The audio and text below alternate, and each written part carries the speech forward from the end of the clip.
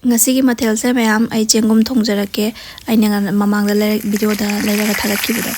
adu gi chengum ne ado kono thauji kitang ni ko ngawjari se chengum je hana konya phajana singa chamthokpiraga kakna sumdokpigadamni ko ma se mai hi ising adu cham da yawpa ising du yawraga di hawte aduna phajana kakna sumdokpiraga thamme aduga thauji chiri chiri kitang ngawjari ne thau yam chaba jak jak phatabani ne ko aduga kanagum video thaglakpada de sem hawlo malhan da thau je ekdam rek thong le udong chali ko adu hachang nungai tab ne jang pharoi ko aduga imung atop thau yam chaba su le adu mayam ai na si video se ai thanda dum namjabani ni ko nambi ne lai tamina khutna mane camera pare aduga khutna ma jina khabai bu ot kadra machu bung lam gadra gyan men ta de aduna top top langja lai ne ba mapa ka ta na di se mayam camera ga se ko ling ling ni se do yam hawe se ai ge khwai pam jaba favorite ne ko chengum mai ga di store adi matam asengwa masagi natural gi do phangdra ga so to gi sumaina kaino da thaba se kaino haidare ne yumda dum matam matra su pangtha thani de su gumba si de artificial haida kai haidu adu si ju dum haujai dum chai duga si je hana ne kamna ngom di ni ko adi mai je pilapna leitharani su duga khumjalaga thamdoi ne ba adu khumjalaga amu hangdo ga tam hi opi ga doi ne to smane khumjanja ba am adu songkan dari mai du kan be yadre ko mai je talap pilapna leithadoi ne ka sandana ba du amu khalang on bi ba desma sum tawa ga hak thambi doi ne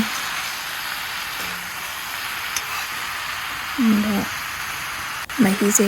tholak ki ni masagi mai hi me ama khuni sing hap chunga da adu tholak po ngau doi ko khamin sin masa am khang hap chanjara mau hena leina ba adu ai ngasi se nga yawda di chingum kuthong ni ko hadi nga ka yawraga tawbi kuthong degi makhat makhat me am leigre magi thongba ya ba do sidi masagi su dum hawja to mai hi me am tholai se ba se ai mi sing kem hapana ti ba masa mathanda patharak pagi thoklai ni ko sida chije kanghan gi doini kang bobo dum takna leitharaga ha umu omaga khumjala thammani aduga hangdoni adagidi dumai sum kanglat na ngaurani aduga sida koina sunggan timing jida garam masala kitang happy ba yare manam nusina ba aduga khoigi nga ja hen ba numit leidena ko mi imu ma ba gi lai ni ta ba khangde ma khangde lai ning ja ba halamandari nga hen ba numit kam leibane ba duna ya nga yawdaga su yam hawna chaba ya ba mathela mani ko singumje hawjiti usop mela da su chaksa jana ba dum hapna re su kum sig mathel je mayam na pamna ba hela banina nakanda khabai ni kitang sumaina nang bhai brega yeng ba alu je mulli mundi do alu je mulla ko timing yo ai ge se chibo dum sumaina kangna dum ngau bi do ni ko adi kanya to ga da hinjong ga jong ba ro sing hap chala ko chala mai ya chala thom ro haw ta bani ba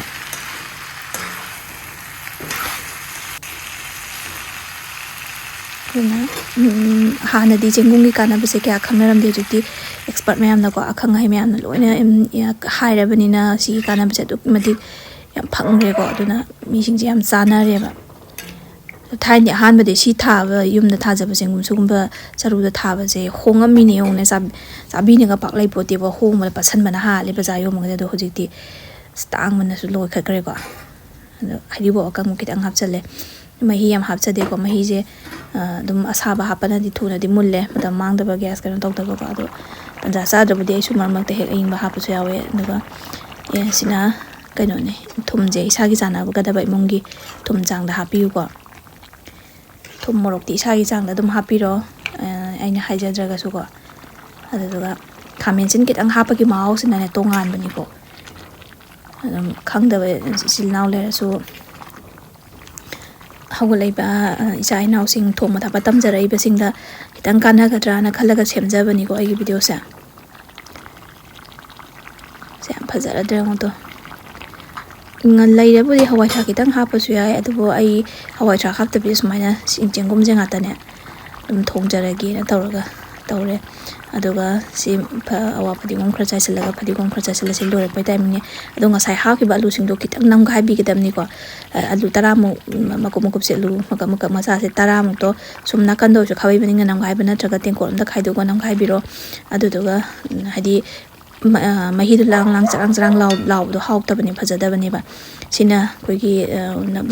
nap launa mahidu nang launa tholakadoini ba aduduna kitang thugai bi ba duga yam thina sina hauba hele mahi ngata iru jong laudabani ba to ubire dana sa aduna mayam su ai si khutong je kaino try am tang tawraga yengbiyo yam haubani ko hojik loijare silare to yam hawe chengum pamjaba singgidamakta ko leijare mayamda ai mathel je kayani dedicate tawjaba haigadra chengum pamjaba chengum na ngaujaba mayamgi chilnaw mayamgi sida leijare lore to yam hawe aise sum thongba thakpa je yam pamjaba haidare ne ko adugi sum namjaba ne mayam ngasi gidi saise loisilage mayam bye bye